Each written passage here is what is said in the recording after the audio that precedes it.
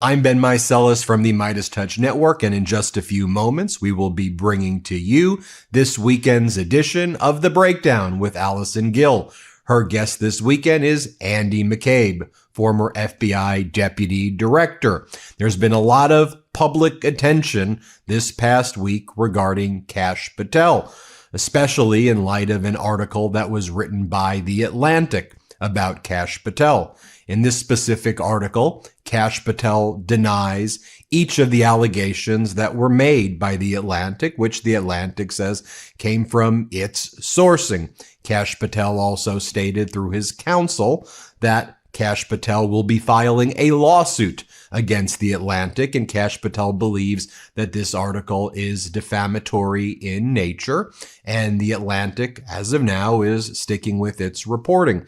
Kash Patel was on the morning shows this weekend talking about the lawsuit he intends to bring against The Atlantic. Also, Kash Patel was asked when he was on Fox, for example, about allegations that he's pursuing to try to support Donald Trump's claims that the 2020 election was rigged and stolen. And Kash Patel, in my opinion, made a fool of himself saying that that's what the FBI is pursuing. But I want to make clear at the outset that Kash Patel's lawyers have sent a letter to The Atlantic denying the allegations and claiming they're going to be filing a lawsuit. And you'll see that when Allison Gill does this interview with Andy McCabe makes it clear over and over again that, ultimately, a court of law will make determinations about Kash Patel's lawsuit, and Andy McCabe makes it clear over and over again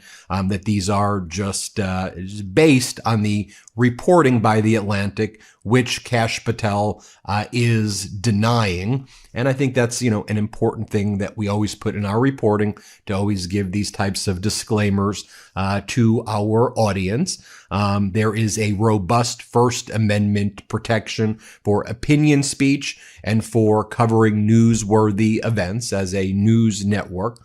And so I just say that at the outset right here.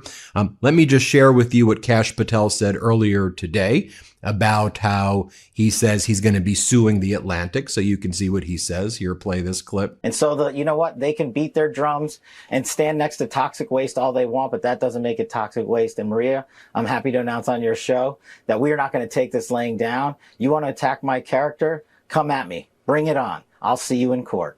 So you're going to sue them? Absolutely. It's coming tomorrow. Tomorrow you will be dropping a lawsuit against The Atlantic magazine. Yes, I will, for defamation. And because you know what, Maria? We have to fight back against the fake news. It's one of the many things that President Trump is so successful at in leading out on, because no one is attacked as baselessly as he is and as much as he is. And our leaders that get attacked under his brilliant leadership must do the same. And I won't tolerate their... We'll post right now a legal letter that was made public by Kash Patel's lawyers right here, which says upcoming article on director Kash Patel. And you could take a screenshot if you want to read the full thing. Here's the other page of this letter from Kash Patel's lawyers. And it says the vast majority of the claims in the draft article rely solely on vague, unattributed sourcing, such as people familiar with the matter. It goes on to say that it says that he categorically denies all of the allegations. And then they go and list, you could see the claims, claim 1, 2, 3, 4, 5, 6, 7, 8, 9, whatever the claims are right there. 5, 7, 8, 9, 11, 14, and 19. You can see the letter right there.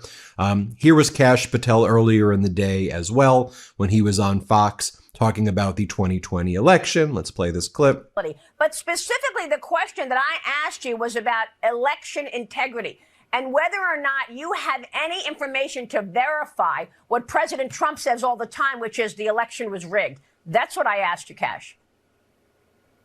I'm sorry, Maria, I misheard. Yes. So what we are doing is folding that into our entire conspiracy case, and we will let the prosecution speak for him. But we have the information that backs President Trump's claim. But because it's an ongoing prosecution and investigation, I can't get ahead of the DOJ and the president. But President Trump speaks truthfully when he says that, and that's what I've been telling you about. When we find terabytes of data on computers from the last 10 years that we were supposed to find 10 years ago. That's what it took. It took his reelection. It took this FBI to go in there and find it. And it takes a long time to get through that material. But I would say stay tuned this week. You might see a thing or two. Kash Patel, good to talk. And Maria Bartiromo then kind of further pressed him on the question. And here's what Kash Patel had to say. Let's play this clip. Let me ask you about the mission, because every time I see President Trump, he says this repeatedly, that the election was rigged in 2020. I mean, he says it all the time. We all know that. And it's almost getting lost because he says it so much. You've been at the FBI now 14 months. Have you done anything about that? And do you have anything to tell us about that? Absolutely, Maria. Look, I've been with the president nearly since day one on this. As I told you earlier, I was the one that led the effort with folks like Trey Gowdy, Johnny Ratcliffe, and Devin Nunes to expose the corruption that tried to thwart President Trump's first presidential election run. And we saw the FISA abuses there. And I lived through it, and the media came at me then, too. That just shows you that when you're over the target, you keep pummeling the target because the media is going to try and pummel you. We are not going to take this and have not taken this laying down. We did already indict former Director Comey, and that's going through the judicial process. But we also, at this FBI, even though we uncovered what we uncovered back in the House Intel days, I had to come in here and find rooms that they hid from the world. I had to come in here and find access on our computer systems in restricted and prohibited case files that they purposely put in places for no one to see and find. We have found all this information. We are working with our Department of Justice partners, and I am never going to let this go, because they not only have personally attacked the presidency of the United States and President Trump, but they tried to thwart our elections and rig the entire system. And that is not something that is going to stop. That is not something I'm going to allow on my watch. Right. So with that intro and disclaimer given, let's bring in the breakdown with Allison Gill and her guest, Andy McCabe. Hey, everybody. I'm Allison Gill. And this weekend, Sarah Fitzpatrick at The Atlantic put out a story about the director of the FBI, Kash Patel, and apparently his frequent drinking binges. And here's a quote. On multiple occasions in the past year, members of his security detail had difficulty waking Patel because he was seemingly intoxicated, according to information supplied to Justice Department and White House officials. A request for breaching equipment, normally used by SWAT and hostage rescue teams to quickly gain entry into buildings, was made last year because Patel had been unreachable behind locked doors, according to multiple people familiar with the request. So we're going to talk about the implications on today's episode of The Breakdown.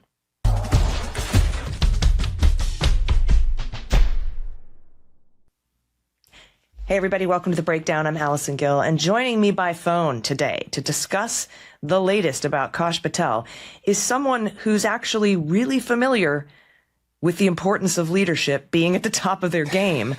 It's former Deputy Director of the FBI, Andy McCabe. Andy, thanks for joining me today. Hey, Allison, it's a pleasure to be here. Thanks for having me. Yeah, thanks. And I know you're reaching out by phone. You're in between a couple of things, so I appreciate you taking the time. And let me read to you from this piece by Sarah Fitzpatrick, another quote in The Atlantic. She writes, several officials told me that Patel's drinking has been a recurring source of concern across the government.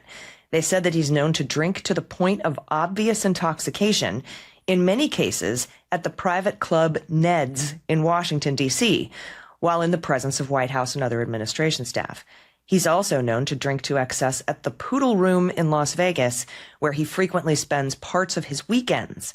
Early in his tenure, meetings and briefings had to be rescheduled for later in the day as a result of his alcohol-fueled nights, according to 6 current and former officials and others familiar with Patel's schedule.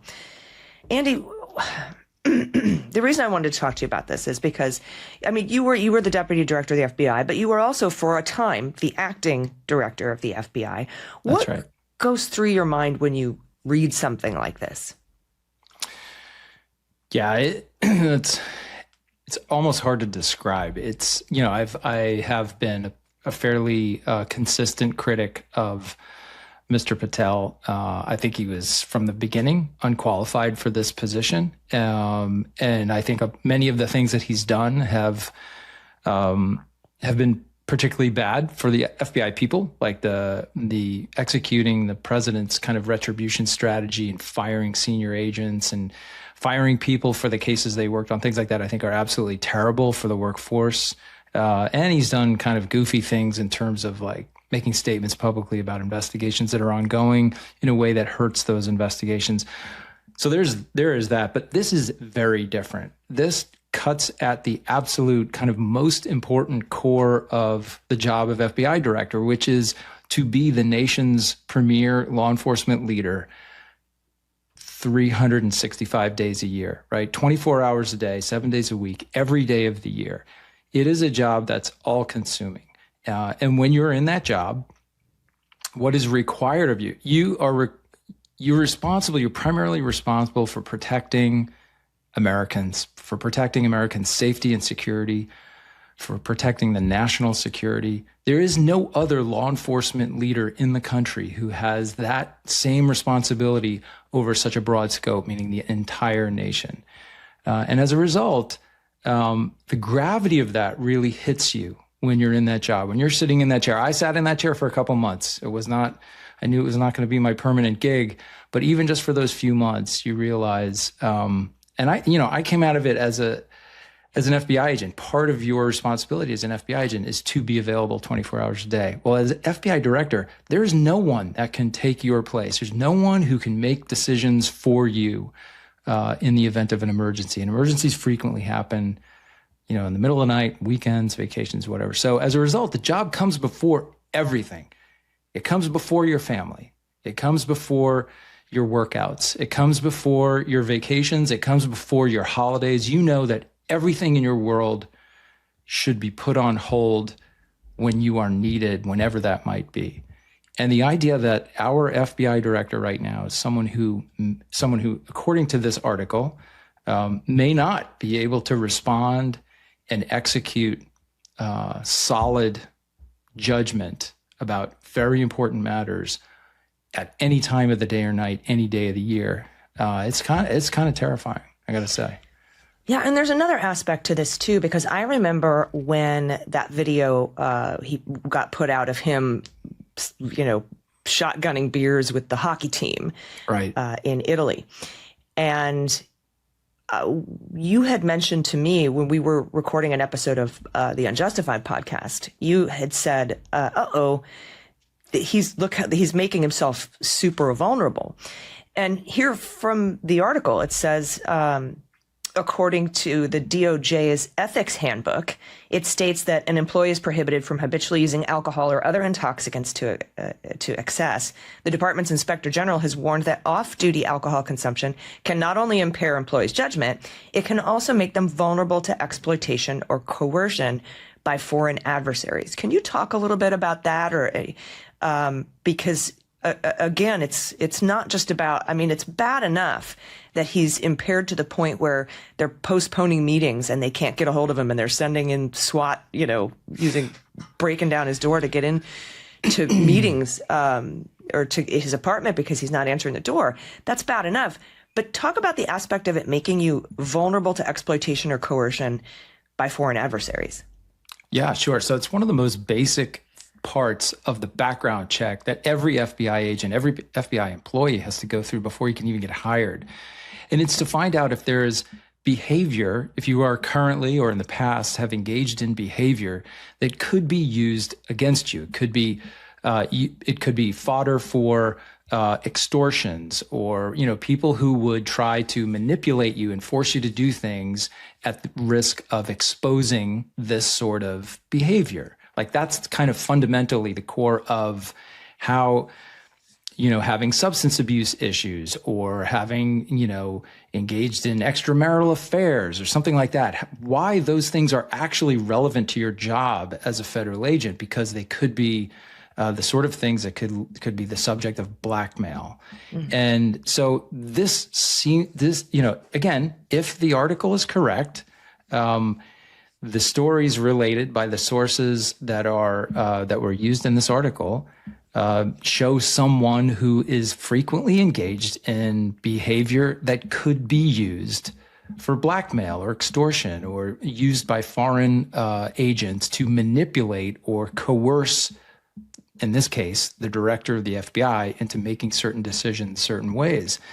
And that is per se a national security risk. If there's anything in your life or in your background that could cause you to compromise your judgment because you're trying to protect yourself and your secrecy and your privacy, then that could lead to a national security risk.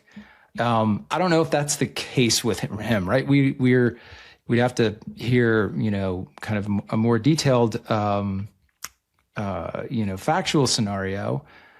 But the allegations made in the article are very, very serious.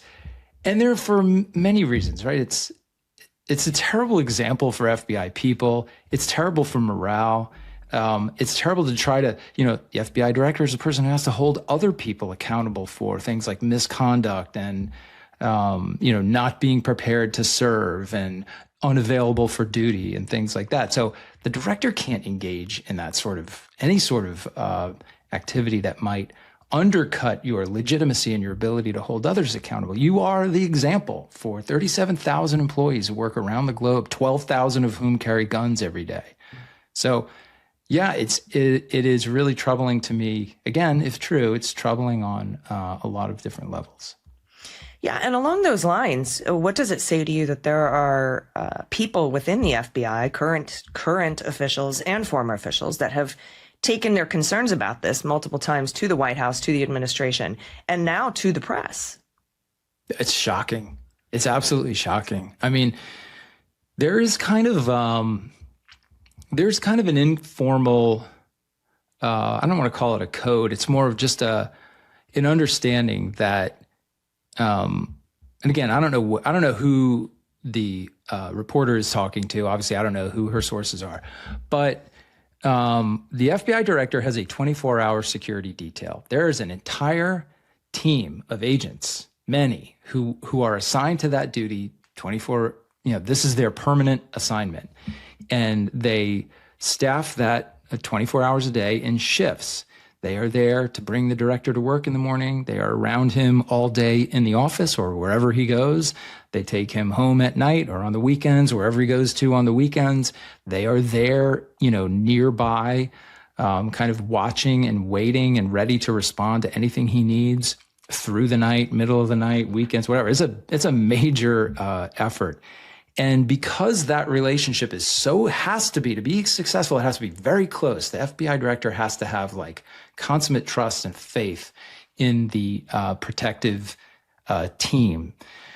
And as a result of that, the team is also typically very protective of the director, right? It's the same thing. It's like a two-way relationship. And they don't ever talk about what the directors do in their downtime or their private moments or when they're with their family. They know all these things because they're always around, but they're incredibly discreet.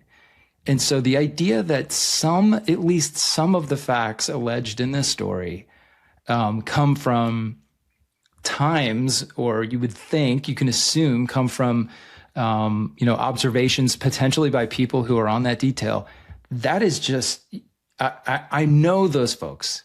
I was one of those people for a while, not permanently, but I traveled with FBI directors overseas on the protection details.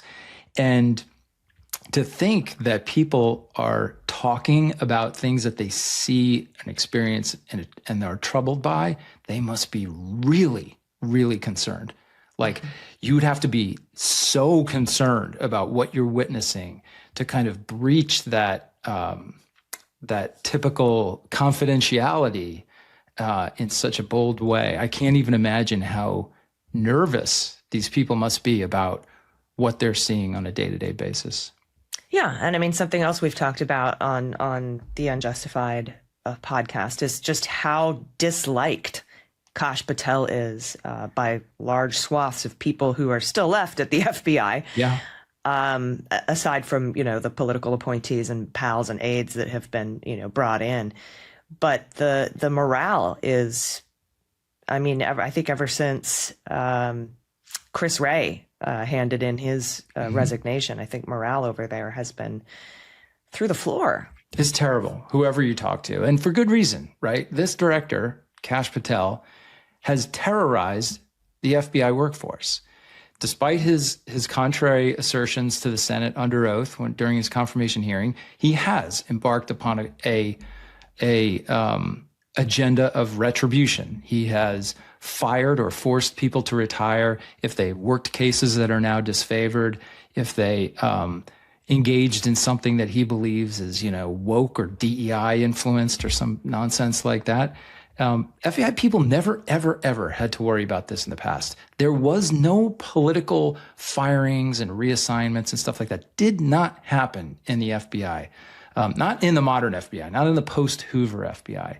And now they are worried about these sorts of things every day. So that kills morale, right? And it certainly doesn't build a relationship of trust between the leader, the director, and the people he's responsible for. So cumulatively, I worry that it leads to a lower performing FBI. And that's not something that the nation can really take, especially in this period of elevated threats domestically, many of which are related to the war in Iran. Yeah, especially considering they've lowered the standards to get in, and the training is half the time now that it was before, and so it's like a perfect storm. Yeah. Now Patel has said, I think even before the story came out, Patel threatened to file a lawsuit against The Atlantic. He tweeted this: "See you and your entire entourage of false reporting in court, but do keep at it with the fake news. Actual malice standard is now what some would call a legal layup." Is the actual malice standard a legal layup, Andy?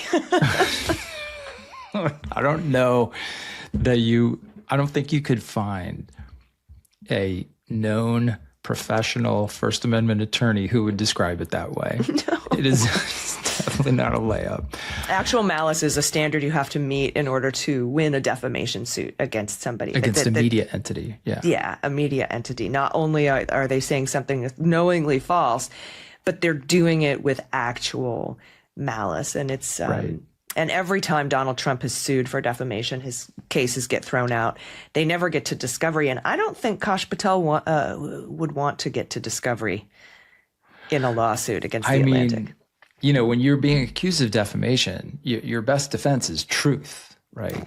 If you can go into court and prove that what you said was actually correct and truthful, then the case goes away. So every defamation case becomes a really ugly thing for the person who filed the case.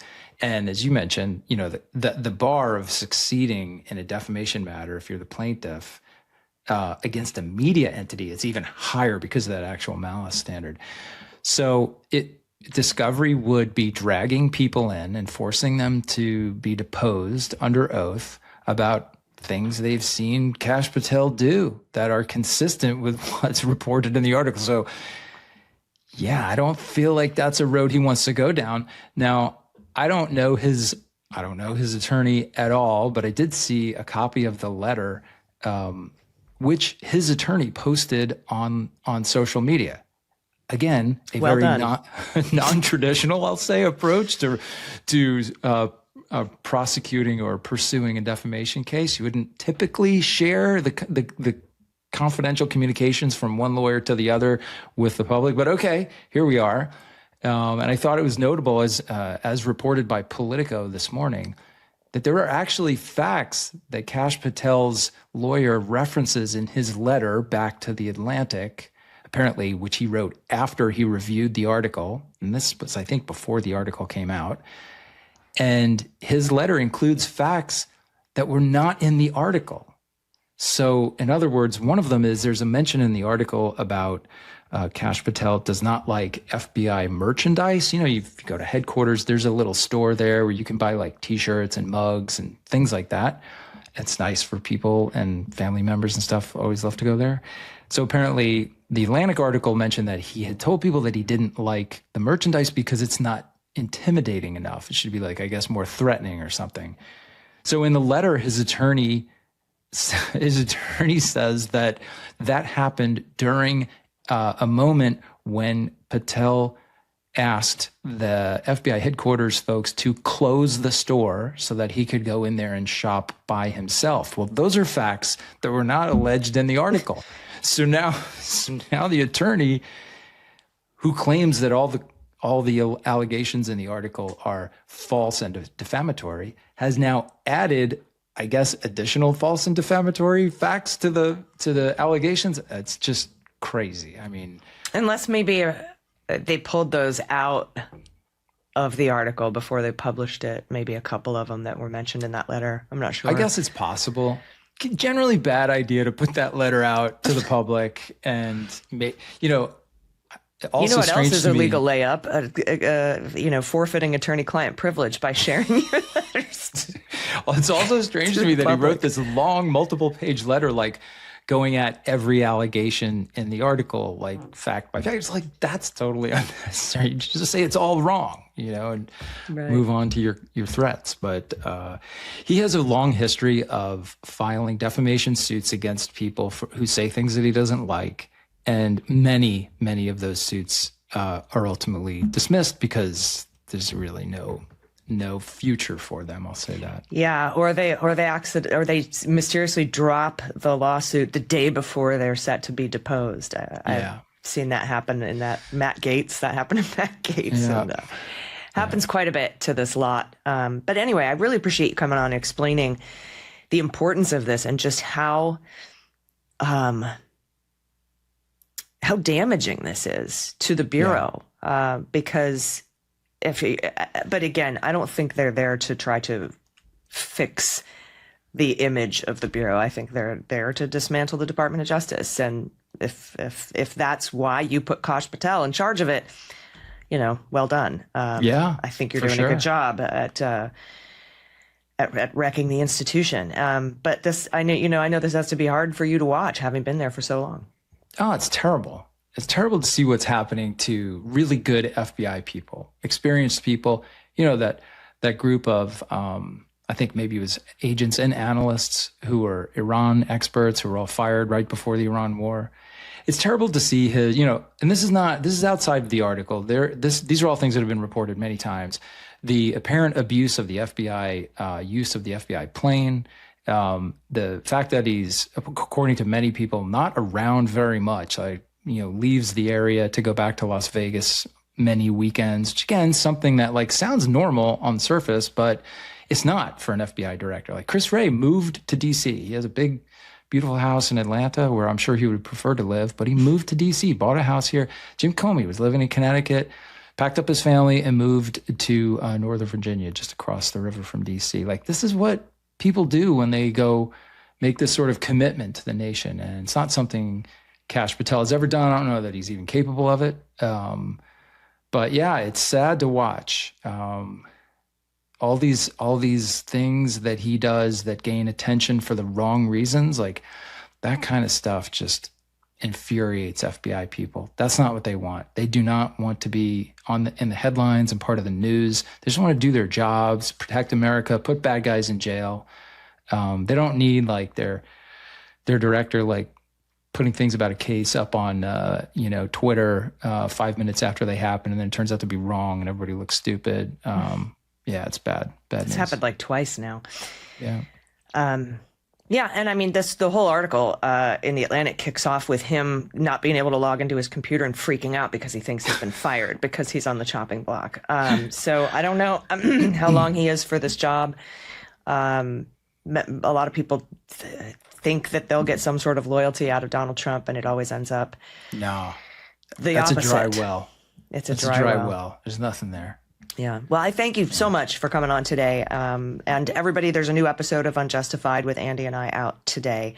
And I want to thank Midas for having me on the platform and hosting the show. Andy, were there any final thoughts you wanted to relay before we end today? No, I think we've covered it, but I appreciate you doing this. I know we kind of scrambled to get it done just because it's kind of breaking news and everything. But yeah, it's a good thing to get out there and try to put in some context. So thanks for having me on. Yeah, no problem at all. Everybody, thank you again for watching. I'm Allison Gill. We'll see you next week on The Breakdown.